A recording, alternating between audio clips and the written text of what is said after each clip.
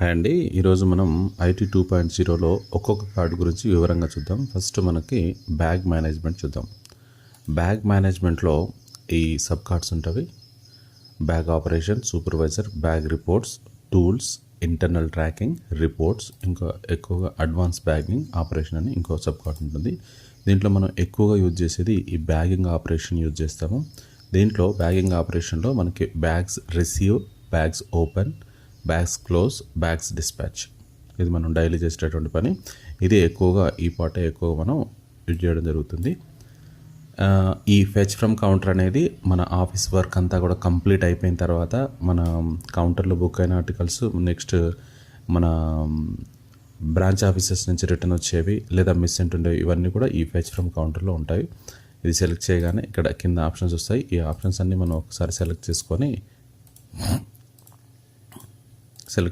Fetch అంటే ఆ articles అన్నీ వచ్చేస్తాయి అన్నట్టు. ఆ ఆర్టికల్స్ వచ్చిన తర్వాత మాత్రమే మనం బ్యాగ్స్ డిస్పాచ్ క్లోజ్ చేయాల్సి ఉంటుంది.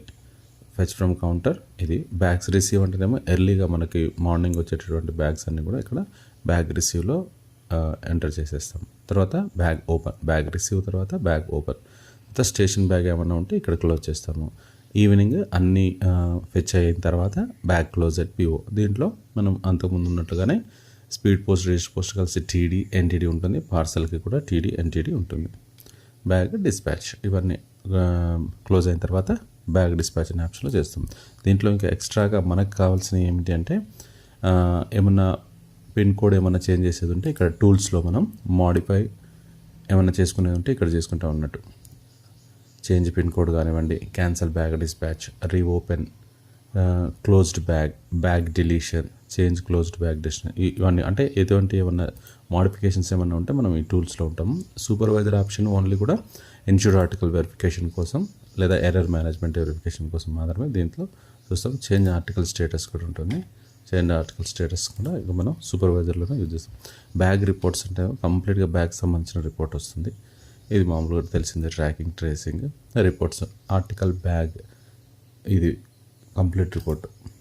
ఆర్టికల్ రిపోర్ట్స్ కానీ బ్యాగ్ రిపోర్ట్స్ కానీ, రిపోర్ట్స్లో రెండు రకాల రిపోర్ట్స్ ఉంటాయి. ఒకటి బ్యాగ్ రిపోర్ట్స్, ఇంకోటి మామూలు కంప్లీట్ రిపోర్ట్స్ ఉంటాయి. దీంట్లో ముఖ్యంగా మనకి ఇవే ఉంటాయి ఎక్కువగా. పెద్ద బ్యాగ్ మేనేజ్మెంట్లో మనకి ఎటువంటి ఇబ్బంది ఏమి ఉండదు. ఫెచ్ కనుక కరెక్ట్ అయితేనే ఆర్టికల్స్ వస్తాయి. మనకి డిస్పాచ్ చేసేటప్పుడు ఏవైతే ఆర్టికల్స్ కనపడ్డాయో ఆ ఆర్టికల్స్ని మాత్రమే మనం డిస్పాచ్ చేయగలుగుతాం. ఏదో ఒకటి ఉంది, అది చూసి గమనించగలరు.